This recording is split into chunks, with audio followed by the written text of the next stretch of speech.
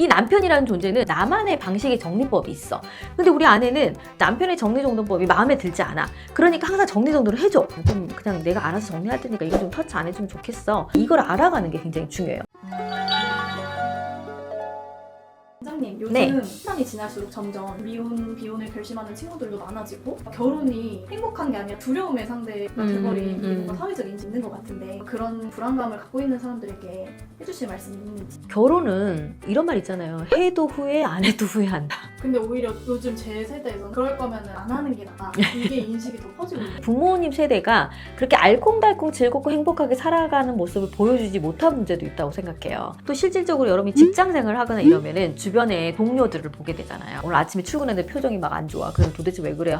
아침부터 싸우고 나왔잖아. 뭐 이런 말들을 듣는다던가. 또 이제 여자들 같은 경우는 육아 때문에 일에 집중하지 못하고 막 이런 삶들을 살게 된다고 생각하니까 결혼하면 내가 더 불행할 거라는 막연한 두려움들이 굉장히 크지 않을까 싶어요. 저 실은 이 질문 되게 많이 받거든요. 그러니까 원장님의 자식들이 결혼을 한다고 하면 결혼을 추천할 건가요? 아니면 안 할 건가요? 이제 이런 얘기를 하시는데 저는 무려 자식이 셋이나 됩니다. 근데 이제 열심히 꼭 결혼해서 나는 행복한 가정을 만들고 싶다는 아들과 뭐 그게 별로 중요하지 않다고 생각하는 딸이 있는 거예요. 그럼 아들과 딸의 차이는 뭘까도 한번 생각해 본 적이 있어요. 근데 저희 큰아이 같은 경우는 가정을 이루면 되게 안정적으로 살아갈 수 있을 거라는 생각을 하더라고요. 저희 딸 같은 경우는 아무래도 여자들이 결혼해가지고 살아온 그 환경들 있잖아요. 저같지만 예를 들어 전 소금산이잖아요. 그러니까 집에서도 맨날 청소하고 일도 열심히 하고 막 이렇게 살다 보면 엄마처럼 못 살 것 같아서 나는 결혼을 안 할래. 약간 이런 마인드가 있고 그래서 저는 결혼은 자신들이 선택할 수 있으면 선택하는 게 맞다고 생각을 합니다. 다만 만나고 있는 사람이 결혼을 요구할 수도 있고 내가 사랑하는데 나는 결혼이라는 안 하고 싶고 연인으로만 살고 싶어. 근데 사랑하는데 내가 결혼이 싫어서 이 사람하고 헤어질 거야. 이건 또 아니라는 얘기죠. 그 사랑하는 사람과 평생 서로 사랑하면서 살아갈 수 있는 힘을 키워간다면 결혼이 좋다.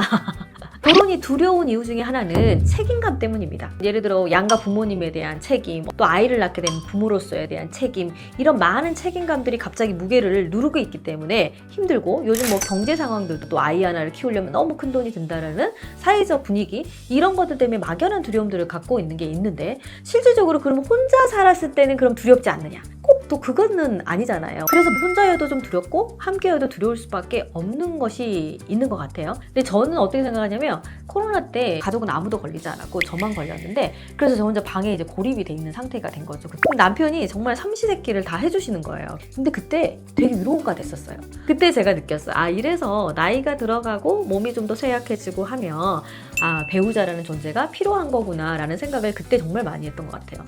근데 젊은 시절에 우리가 지지고 볶고 갈등은 있었을지 모르겠지만 오랜 시간 익숙함으로 현재 나이가 되다 보니 제일 편하고 안전한 관계가 남편이고 배우자가 되는 경우도 있다라는 거죠. 뭐가 결혼이 답이다, 결혼하지 않는 게 답이다 이런 것은 아닙니다만은 지금 여러분이 가지고 있는 환경 안에서 예를 들어 사랑하는 사람이 있는데 결혼이라는 제도 안에는 들어가고 싶지 않다, 결혼이라는 제도가 두렵다라고 생각이 된다면 그 제도 안에 꼭 들어가서 살려고 하는 게 아니고 그 안에서도 자유로움을 찾아갈 수 있다고 생각해요. 그래서 결혼 전에 이 배우자가 될 사람과 서로 그런 의논과 소통들을 원활하게 한 상태에서 결혼을 한다면 저는 큰 문제 없이 살아가지 않을까 이런 생각이 들고요. 결혼해서 싸우는 이유는 뭘까? 여러분이 결혼하기 전에 연인 때는 전혀 안 싸웠는데 막상 결혼하니까 되게 많이 싸운다 이런 경우들도 굉장히 많은데 저는 결혼을 배우지 않아서라고 생각해요. 부부관계는 저는 기술이라고 생각하거든요. 부부관계가 기술이라는 것은 기술을 익히고 배워야 된다는 거예요. 근데 우리는 부부관계를 어떻게 하는지 배운 적이 없는 거예요. 그러면 그걸 먼저 한다면 아, 이 사람은 이렇구나, 나는 이렇구나, 그래서 우리가 부부라면 어떻게 살아야 되는구나 이런 관계적인 것들을 배우는 시간을 가진 상태에서 그걸 익숙하게 만들어가는 연습을 한다면 여러분의 부부관계, 여러분의 결혼생활이 절대 위험하지 않다라는 거예요. 근데 그런 생각을 안 해. 막연한 두려움을 갖고 있다는 거죠. 기술을 부부관계 서로 노력해야 되고 배워야 되는데 배워서 더 두려움이 있는 거예요. 그쵸? 예를 들자면 이 남편이라는 존재는 자신의 물건 만지는 걸 안 좋아하는 사람이야. 나만의 방식의 정리 정리법이 있어. 근데 우리 아내는 남편의 정리정돈법이 마음에 들지 않아. 그러니까 항상 정리정돈을 해줘. 그럼 남편이 기분이 안 좋아.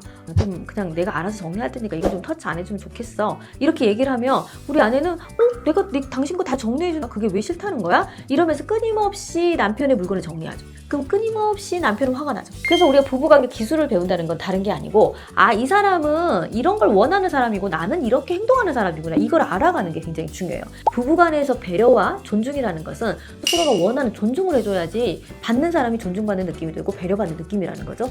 이게 관계 기술이에요. 그리고 우리가 뭐가 달라서 서로 갈등하고 있는지에 대한 원인 이런 것들을 잘 찾아서 실질적으로 기술을 익혀가게 되면 편안한 관계로 가질 수가 있거든요. 그래서 가정이 제일 편안해야 돼. 근데 제가 저희 남편과의 관계에서 관계를 회복하고 제일 느끼는 게 뭐냐면 집이 편안해진 거예요. 내가 갈등을 하고 싸울 때는 남편과 함께 있으면 항상 불안하고 뭔가 긴장감이 있었다는 거죠. 근데 제가 관계를 회복해보고 나니 우리는 서로가 서로에게 언어를 반박하지 않는 거예요. 그래서 공감을 잘하는 첫 번째는 뭐냐면요. 부정하지 않는 거. 그래서 타인의 감정을 함부로 판단하거나 조언하거나 비판하지 않는다. 우리는 그 배우자의 이 생각이라든가 말, 언어들을 갖고 존중해주는 연습을 자꾸 하다 보면 어느 날 편안하죠. 어떤 대화를 나눠도 반박듣지 않으니까. 그러면 가정이 편안해집니다. 그러면 결혼이 안전해져요. 서로에게 안전을 제공해주는 삶을 살게 된다면 결혼이 훨씬 더 행복할 수 있죠. 막연한 두려움 때문에 결혼을 주저주저 하는 마음이 있는 것 같은데요. 저는 그런 모든 문제들을 이 관계의 기술을 통해서 익히는 과정을 통해서 문제를 해결할 수 있다고 생각하거든요. 혹여라도 너무 고민이 된다. 내가 결혼에 좀 적합한 사람인가? 우리는 정말 결혼이 맞는 사람인가? 결혼에서 행복하게 살 수 있는가? 이런 것들을 좀 알아보는 시간을 가져보셔도 좋을 것 같아요. 지금까지 부부의 결사 정다원이었습니다.